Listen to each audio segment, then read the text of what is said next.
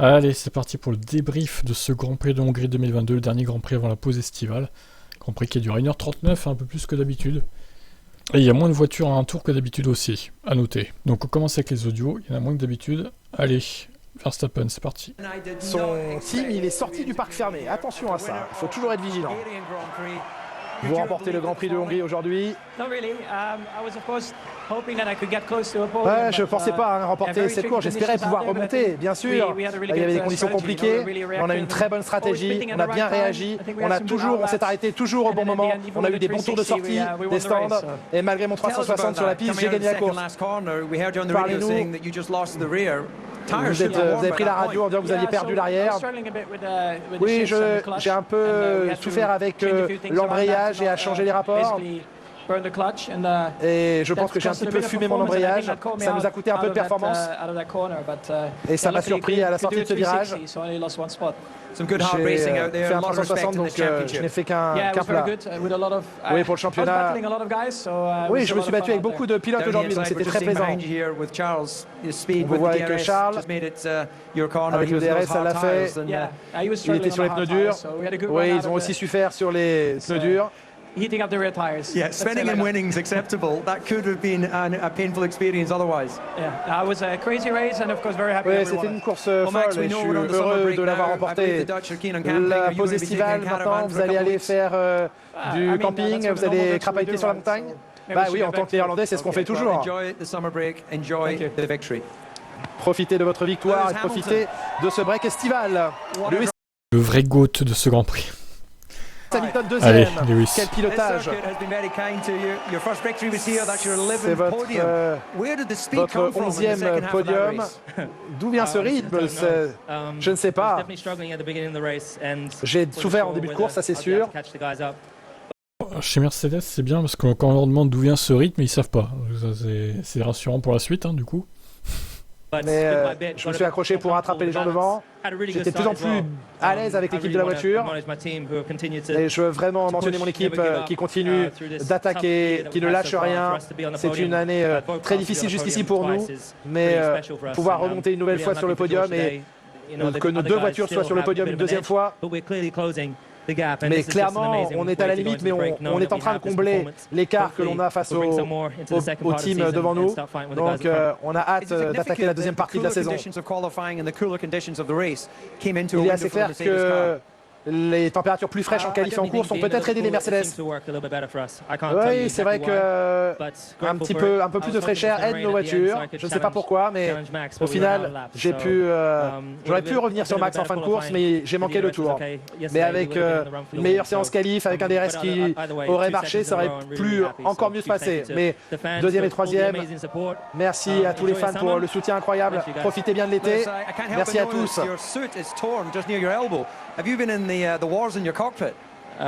Votre combinaison est déchirée là au niveau de votre coude.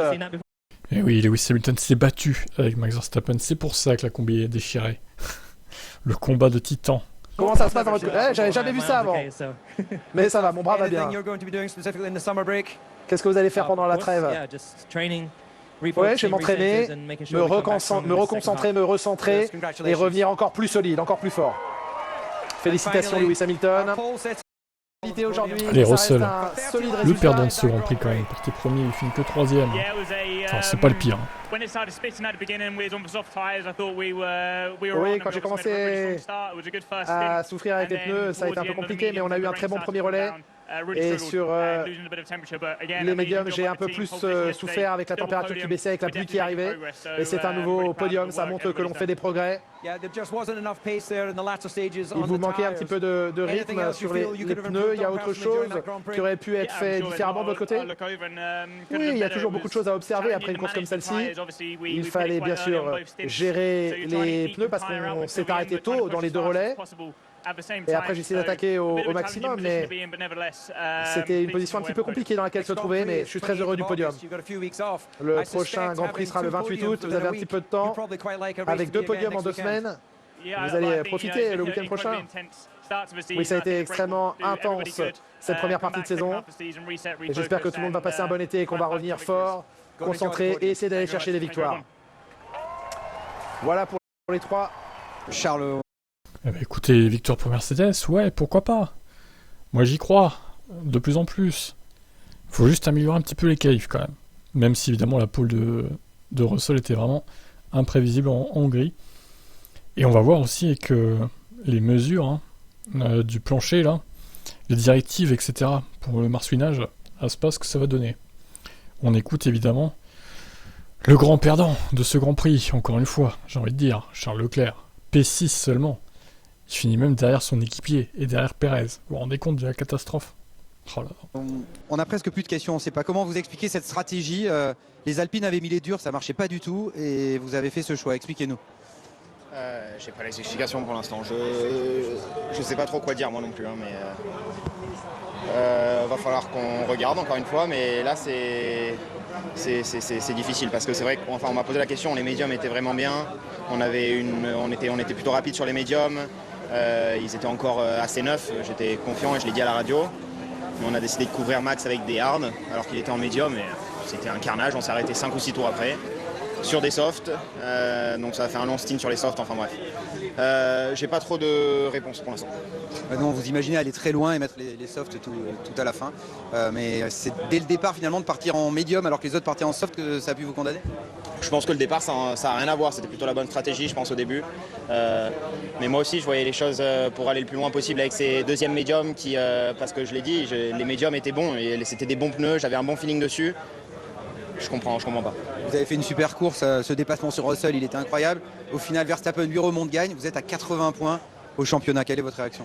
C'est comme ça, on regarde course par course, mais très honnêtement, au bout d'un moment, on ne peut pas espérer gagner le championnat si on continue à faire des courses comme ça. Donc, je sais pas trop quoi dire. J'espère que la deuxième partie de saison nous sourira un peu plus, mais nous, faut qu'on s'améliore.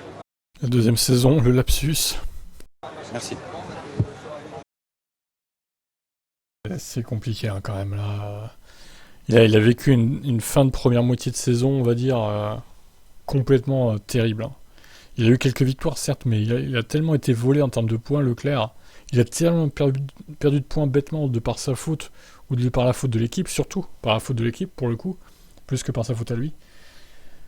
Il y a de quoi avoir des regrets, vraiment. Et on va écouter Carlos Sainz, l'équipier de Charles Leclerc. Carlos, on a l'impression que la stratégie a tué la course de Ferrari aujourd'hui. Comment vous expliquez les choix faits par l'équipe? Une nouvelle fois, je suis surpris et je ne pense pas que ce n'était pas le problème. C'est qu'on était simplement très lent avec tous les composés de pneus face aux Mercedes, face au Red Bull. Et on a perdu l'avantage de vendredi. C'est comme si on avait fait 2 pas en arrière par rapport à vendredi. Et évidemment, la stratégie elle devient beaucoup plus difficile quand vous souffrez, quand vous avez la dégradation. On a vu des batailles dans lesquelles vous ne pouviez pas défendre. Oui, j'étais limité par mes pneumatiques avant, je ne pouvais pas défendre, je ne pouvais pas attaquer. Ça reflète notre mauvaise journée. Ouais, vous remarquerez que Carlos Sainz, il a tendance à aller dans le sens de Ferrari, des déclarations de Binotto et tout, un peu comme s'il voulait un peu se les mettre dans la poche. Et pas faire de vagues, se mettre dans la poche les dirigeants de Ferrari et tout. Pas critiquer l'équipe surtout. Il accuse aussi la voiture comme Binotto, donc ouais, étonnant. Un peu langue de bois Carlos Sainz je trouve. Et nous allons écouter Pierre Gasly. Pierre, quand on part des stands et qu'on termine 12e, est-ce qu'il y a des raisons quand même d'être satisfait même si ça ne marque pas de points? Oui, je pense clairement que c'était une très très bonne course. Après on est là où on doit être en termes de performance. On sait qu'on n'a pas la performance pour aller chercher le top 10 en ce moment et que voilà, en partant des stands de remonter à la 12e place, c'était vraiment une bonne course. En tout cas, j'ai fait tout ce que je pouvais avec la voiture. Merci, bonnes vacances. Ouais, pareil, il est temps que les vacances arrivent pour Pierre Gasly parce qu'il a vécu une première partie de saison assez compliquée. Donc, à voir ce que ça va donner, les 9 dernières courses. Chez AlphaTauri, il va falloir se réveiller parce que là, c'est catastrophique. Allez, je n'ai pas passé cette interview sur Canal parce qu'ils ont rendu l'antenne pour le match là. De foot. Binotto donc, interviewé par Franck Montagnier, Pauline Sanzé. Deuxième course d'affilée sans podium pour Ferrari. On imagine que la déception est grande là, à chaud comme ça. Comment vous l'analysez? Oui, je crois qu'on est déçus. On est déçus parce qu'on s'attendait à un meilleur résultat aujourd'hui. On espère même pour une victoire. Je crois qu'au fait, aujourd'hui, la voiture n'a pas fonctionné comme on l'espérait. Si on regarde les temps qu'on avait sur les simulations de course qu'on faisait vendredi, on avait un avantage un peu sur tout le monde. Aujourd'hui, les conditions étaient bien plus froides et la voiture n'a pas fonctionné.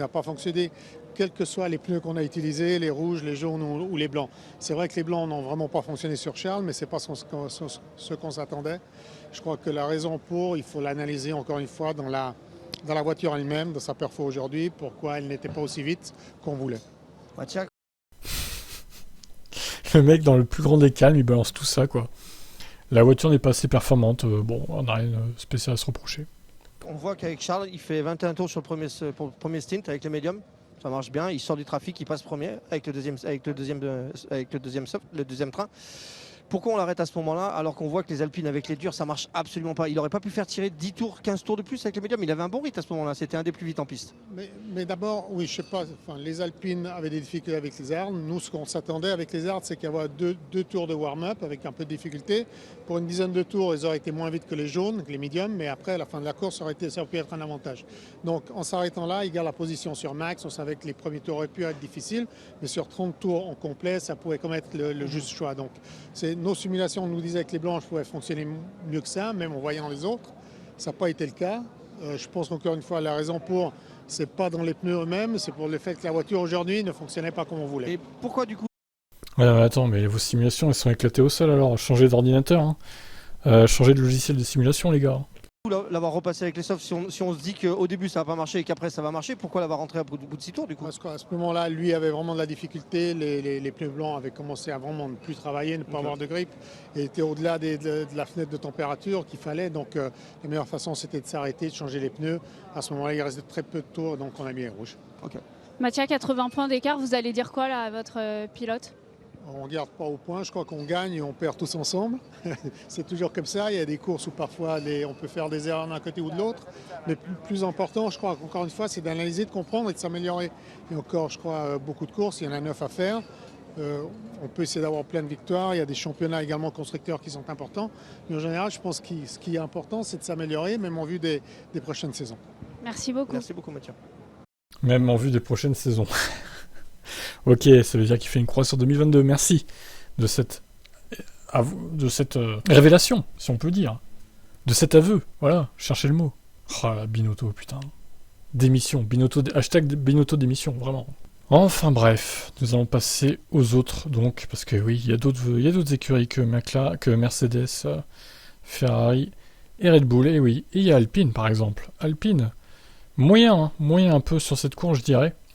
La course fut difficile pour Alonso et nous sommes heureux de terminer avec les deux voitures dans les points. Nous avons réussi à éviter les autres voitures dans un virage 1 très encombré au premier tour, mais nous avons perdu quelques positions après ça. Nous nous sommes concentrés sur le rythme de course et nous avons tout fait pour que notre stratégie à un seul arrêt fonctionne avec les durs. N'ayant pas deux teams de gomme médium à disposition pour la course, nous avons maximisé notre choix de pneus pour les qualifs de samedi. Le rythme qui était le nôtre hier nous a rempli d'optimisme pour aujourd'hui et nous a poussé à croire en meilleurs résultats. Dans l'ensemble, nous sommes toujours devant McLaren avant la pause estivale, ce qui est un bon résultat d'ensemble. On doit juste continuer à marquer des points, comme nous l'avons fait aujourd'hui, et j'espère que cette régularité sera un atout dans la lutte pour le championnat constructeur à la 4ème place. Ocon, on peut se réjouir de marquer des points avec nos deux voitures aujourd'hui, c'est toujours positif. Plus encore avant la pause. Je ne pense pas que nous ayons maximisé notre potentiel pendant la course. Il va nous falloir discuter en équipe de ce qui est possible d'améliorer. La stratégie à un seul arrêt n'était pas facile à faire fonctionner aujourd'hui, mais nous y sommes parvenus pour marquer des points. Même si j'ai dû défendre mon bien contre Vettel dans le dernier tour, dans l'ensemble, on n'a pas vu ça, la réalisation ne l'a pas montré, c'est dommage. On aborde la trêve en conservant notre 4ème position au championnat constructeur, et nous aurons à cœur d'accroître notre avance dans quelques semaines. Je suis fier de l'équipe et de la hausse des performances dont a été l'origine au cours des 2 derniers mois. Nous aurons pour but de poursuivre sur cette même lancée, lorsque la saison reprendra après un repos bien mérité. Alors, Alfa Romeo. Joe. Pour être honnête, je pense que le rythme était bon par rapport aux gars qui avaient les mêmes pneus, mais les pneus durs étaient un désastre. Ça a été pour tout le monde. On avait prévu un arrêt, ça n'a pas fonctionné. J'ai ensuite chaussé les gommes tendres, les pneus fonctionnaient bien. Débuter la course en tendre et terminer en tendre avec 2 arrêts aurait été une meilleure solution. Mais c'était correct, je me suis bien battu en piste. Zhou tire un bilan mitigé de ses débuts en F1, mais se satisfait de la dynamique de Grand Prix de Hongrie que ce Grand Prix de Hongrie a redonné. Il y a des hauts et des bas, beaucoup de courses qu'on n'a pas terminées à cause de divers problèmes. Mais je suis assez heureux car ce week-end on était de retour là où on était jusqu'à Silverstone après quelques courses difficiles. De son côté, Bottas n'a pas vu l'arrivée après une nouvelle casse moteur. Le Finlandais pense toutefois que la stratégie n'était pas bonne. Nous voulions faire un arrêt avec les pneus médiums puis durs. Puis en fin de course, j'ai senti que ça fonctionnait pas comme prévu. Nous avons tenté de faire fonctionner cette stratégie, mais la gomme dure ne fonctionnait pas comme prévu. Au final, j'ai eu un problème et j'ai dû arrêter ma course. Nous ne sommes pas constants avec la fiabilité, nous le savons. Et on doit continuer à travailler sur ça. Alors, As, pas terrible non plus. Notre course a été massivement compromise par le fait que nous avons dû passer par les stands pour le drapeau noir et orange, déclare Magnussen. J'ai eu un léger contact au départ avec l'une des McLaren, j'ai pas pu l'éviter, ce n'était pas si grave, donc j'ai été surpris de recevoir le drapeau. Tiens, ça me rappelle quelque chose. C'était au Canada aussi qu'il a vu ça. Contact avec Hamilton, je crois, au Canada, au départ aussi. Décidément, il n'y a pas de bol, lui. C'était positif de mesurer immédiatement ce que nous espérions. Il va falloir beaucoup de travail pour obtenir des temps autour. Ça viendra au cours des prochaines courses, c'est un nouveau potentiel à débloquer. Schumacher. C'était encore plus difficile que ce à quoi nous attendions. Nous espérions que le composé C2 fonctionnerait. Ça n'a pas été le cas, donc en termes de stratégie, nous avons peut-être parié sur le mauvais pneu. On a pris un bon départ, c'est ce que nous visions, mais malheureusement nous n'avons pas réussi à garder ce niveau. Je pense que nous avons beaucoup de choses à étudier, analyser et à comprendre. Pour Spa, nous voulons savoir comment le nouveau package fonctionne, ce dont on a besoin en termes de réglages et ce dont nous avons besoin pour être rapide. Je m'attends à ce que ce package fonctionne assez bien à Spa. Si c'est le cas, nous le serons à coup sûr. Steiner s'en prend à la FIA. Ce fut une course difficile, Kevin a apparemment endommagé son aileron avant, ce qui à notre avis est une erreur de la FIA. L'aileron avant était clairement en mesure de tenir et de continuer. On a perdu un demi-tour, ce qui signifie que notre course est terminée. Et puis évidemment, faire fonctionner les pneus a été difficile lorsque nous nous sommes retrouvés avec tous les drapeaux bleus. Même chose pour Mick, les C2 ne fonctionnaient pas. Nous n'avons pas réussi à les faire fonctionner, nous avons fini là où nous avons fini. Très bien. Alors Vettel ramène un point dans sa besace, incroyable. Le futur retraité. Nous avons eu Doumat pour un point aujourd'hui, et nous sommes passés tout près d'un deuxième point lorsque je poursuivais Esteban dans les derniers tours. L'équipe a donné une consigne parce que j'avais une meilleure opportunité de rattraper Esteban. Évidemment, la voiture de sécurité virtuelle nous a fait mal, et nous avons manqué de temps. J'étais très proche dans le dernier tour, mais j'avais besoin d'un virage de plus pour passer à l'action. Dans l'ensemble, c'était une course amusante, avec beaucoup de bagarres de dépassement. Le relais du milieu était un peu difficile, mais l'équipe était meilleure pour le troisième relais sur les médiums. Le rythme de la course était compétitif, une fois de plus, donc améliorer notre perfo du samedi doit être un objectif pour la seconde moitié de l'année. Stroll. Je pense que j'ai fait une bonne course aujourd'hui. Dans le dernier relais, Sébastien était en médium, j'étais en tendre. Je n'avais plus de médium et il pouvait faire durer ce pneu un peu plus longtemps. Les softs n'étaient pas le bon pneu dans ces circonstances, malheureusement. Mais ce sont des choses qui arrivent en course. Je me suis amusé en entrant dans le top 10 quand j'ai dépassé Ricciardo. Je lui ai laissé de la place à l'intérieur du deuxième virage, mais je pense qu'il avait du mal à trouver l'adhérence avec le pneu dur et qu'il est allé un peu trop loin. Ah mais il avait des durs aussi, Ricciardo. Oh là là, quelle erreur. C'est comme ça que ça se passe parfois. Nous semblons avoir un meilleur rythme en course qu'en qualif, comme Mercedes. Donc nous devons examiner ça. Il y a beaucoup de choses positives à retenir aujourd'hui. Les Williams. La course s'est bien passée. Nous étions un peu hors séquence avec les dégâts à mon aileron avant. Au départ, j'ai dû m'arrêter tout de suite pour le changer. Il y a eu beaucoup de dégradation des pneus et beaucoup d'arrêts au stand. Ça n'a pas facilité les choses. Bref, pas grand chose à dire. Si ce n'est que ce fut un week-end difficile pour nous. Mais ce fut un bon week-end d'apprentissage en continuant à comprendre les forces et les faiblesses du nouveau package. En regardant la saison jusqu'à présent, personnellement, je suis heureux, ça s'est bien passé et mieux que ce que je m'attendais. Et j'entre dans les vacances d'été plutôt content. Évidemment, nous ne sommes pas là où nous voulons être sur la grille, mais nous reviendrons plus fort après la pause. Oui, tout le monde dit ça, Latifi, malheureusement, ma course était compromise au départ par des dégâts sur l'aileron avant. Ce n'était pas génial, car les dégâts nous ont coûté une grosse dégradation des pneus, beaucoup plus importante que ce que nous espérions. L'équilibre était très délicat à avoir, avec le vent, donc nous devons trouver un moyen de régler ça plus tard dans la saison. Ce n'est pas la meilleure façon d'aborder la pause estivale, mais nous prenons le temps de nous ressourcer, et nous chercherons à rebondir à Spa. Alors, ne rebondis pas dans le mur de préférence, Nicolas, s'il te plaît. Alors Gasly, du coup, on l'a écouté tout à l'heure, nous allons donc le passer, et passer directement à son équipier. C'était une grosse journée vraiment difficile, je n'ai pas l'impression d'avoir fait une grande course. J'ai eu du mal avec la voiture tout au long, car je n'avais absolument aucune adhérence. J'avais tellement de mal à la garder sur la piste, j'ai fait une petite erreur qui m'a fait partir tête à queue. Ce week-end n'a pas été facile, on doit examiner toutes les données, et comprendre pourquoi les mises à niveau que nous avons ne portent pas leurs fruits comme nous le pensions. Nous avons maintenant une pause estivale, puis nous chercherons à revenir plus fort dans la seconde moitié de saison. Ouais, toujours très très brouillon, Yuki Tsunoda. C'est compliqué pour le pilote japonais. Alors, Pérez, La stratégie n'a pas fonctionné malgré une 5e place. Pérez nulle part, encore une fois, sur cette course. Même s'il a fini devant Leclerc, ok, mais bon, alors on sait pourquoi. Hein. On sait pourquoi. Hein. Normalement, ça devait pas être le cas. Hein. Je pense qu'en milieu de course, il était dans une bonne position. On pensait à faire un arrêt. On voulait maximiser ce relais, mais ça n'a pas fonctionné comme on le voulait. Et à la fin de la course, on remontait sur Sainz et Georges. Remonter sur Sainz et Georges était bien plus rapide avec Charles, mais il y a eu la voiture de sécurité virtuelle.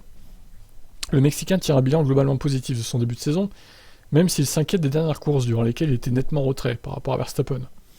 Il y a eu des hauts débats, on a eu quelques problèmes de fiabilité, mais hormis ça, il y a du positif à tirer dans cette première partie de saison. On a perdu un peu de rythme lors des dernières courses, il faudra corriger le tir pour la triple course qui arrive après la pause. Eh ben oui, Spa, Monza, Zandvoort, bim. Une semaine d'écart à chaque fois, ça va enchaîner là. Hein. Pérez, ouais, un peu hors de la fenêtre de performance. Alors, est-ce qu'il a ce fameux plancher que Verstappen devra mettre aussi à Spa ? Le plancher entre guillemets légal, hein, parce que bon, je dis pas qu'il est illégal, mais il est un peu olé niveau réglementation, on va dire. Norris, entre joie de battre Alpine et frustration d'être à 1 minute des top team. Ah bah ça, malheureusement, c'est compliqué.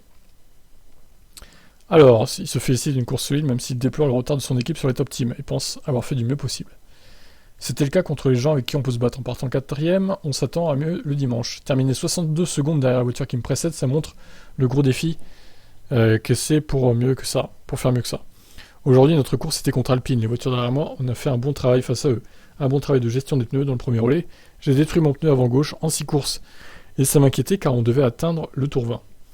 Mais ça ne s'est pas passé comme prévu. Notre rythme était solide, meilleur qu'Alpine aujourd'hui, ce qui est encourageant. Mais on semblait détruire les pneus bien plus que toutes les autres équipes. On doit travailler sur ça. Le relais du milieu était solide et le dernier était simple. J'étais tout seul, c'était dur. Mais je peux me satisfaire de cette 7ème place. Norris tire toutefois un bilan satisfaisant de son début de saison. Je le suis de moi et de mon pilotage, je suis heureux.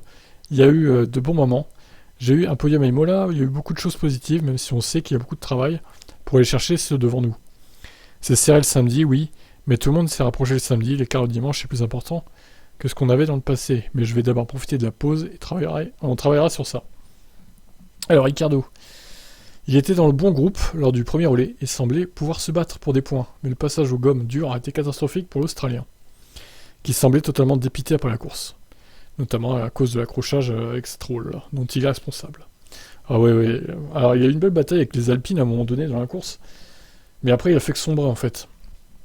Le pneu dur était horrible et tendre se détruisait rapidement, donc le seul pneu sur lequel on a pu être un peu rapide en milieu de course c'était le médium.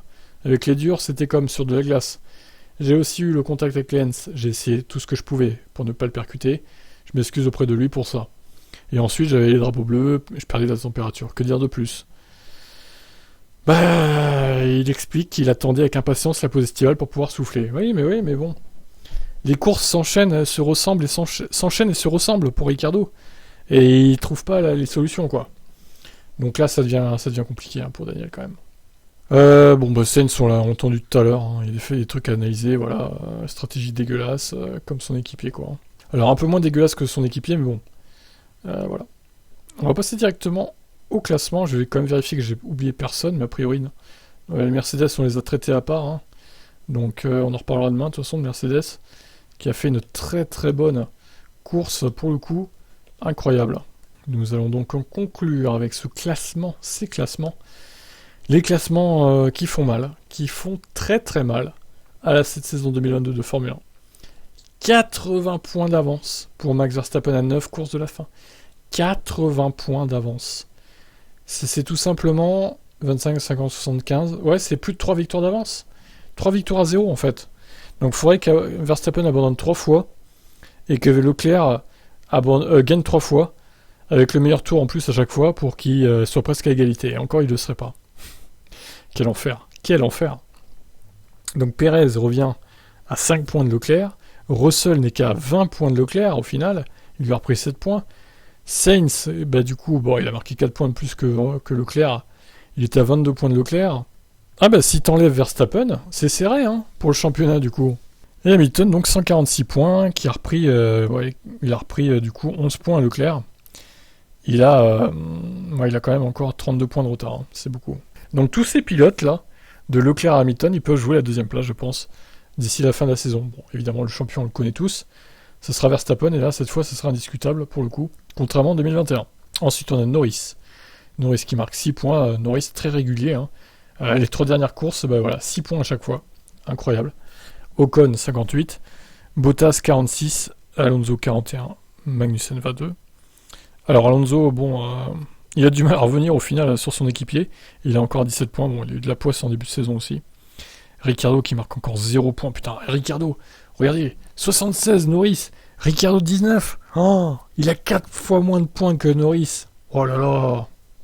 Oh, c'est dur. Oh, c'est très très dur là. Ah là, les chiffres, ils font mal. Vettel qui revient à égalité avec Pierre Gasly. Mick Schumacher, 15e. Tsunoda, donc, toujours 16e avec 11 points. Zhou, 5 points. Stroll, 4. Albon, 3 points. Alors ensuite, le classement constructeur. Nous avons Red Bull, évidemment, largement leader. Qui va... ils ont quasiment 100 points d'avance sur Ferrari. C'est aberrant, c'est aberrant. Et Mercedes qui revient à seulement 30 points de Ferrari, du coup. Ils ont repris 14 points sur Ferrari sur cette course. Et regardez qui va finir deuxième. Ça serait Mercedes, je pense. Si ça continue comme ça, évidemment. Alpine, donc, ils ont marqué le même nombre de points que McLaren, au final, même s'il n'y a qu'une McLaren dans les points. Alpine, donc 6 points, McLaren aussi, ils sont à 99 et 95. Alfa Romeo ne marque pas de points, ni As, ni AlphaTauri. Et Aston Martin qui marque 1 point, qui revient à 7 points d'AlphaTauri au final. Attention, AlphaTauri, là, ça commence à puer un peu. Aston Martin, ils sont pas trop mal en course, hein, mieux que vous. Donc attention à vous. Et Williams, donc toujours 3 points. Voilà, écoutez, que dire d'autre, à part que là, je m'attendais pas à ce que Verstappen gagne hein, sur celle-là. Honnêtement, je pensais vraiment que Ferrari allait réagir et marquer plus de points que Verstappen, du coup. Mais que nenni, tu parles, ils en ont perdu une flopée encore. Au final, Red Bull, ils vont se prendre des pénats à cause de leur moteur. Mais quand on voit que Verstappen, même en étant 10ème, il gagne facile, ils ont rien à craindre. Ils ont absolument rien à craindre, en fait, tellement lui est dominateur avec cette voiture, en fait. Parce que Perez, c'est vrai que Perez, il est un peu nulle part, au final. Hein. Et heureusement que les deux pilotes sont pas dominateurs avec la voiture, d'ailleurs. Sinon, on aurait des doublés Red Bull à chaque fois, quoi. Voilà, écoutez, sinon, là, c'est la pause. On revient donc fin août avec Spa. Peut-être le dernier Grand Prix de Belgique avant un moment, malheureusement. Donc, il faudra en profiter. Espérons qu'on ait une course, contrairement à 2021, évidemment aussi. Parce que 2021, c'était un sacré mauvais souvenir, hein, quand même, pour tous les fans de F1. Cette fameuse course de 2 tours sous safety car qui a compté pour le championnat de moitié, avec les points divisés par 2, du coup. Quel scandale, ça, quand même. Oh là là. Donc voilà. Écoutez, quant à moi, je vous retrouve dès demain lundi hein, pour d'autres actus. Moi, je fais pas de pause. Il y aura des actus tout au long du mois d'août aussi. Donc, soyez au rendez-vous. Pensez à vous abonner et à mettre la cloche pour recevoir les notifs quand les vidéos sortent. Ça pourrait être pas mal. Voilà, sur ces bonnes paroles, je vais vous laisser. Je vous souhaite une bonne fin de soirée. Et voilà, vive la F1 et vive Mercedes. Bon allez, je vous laisse, bye.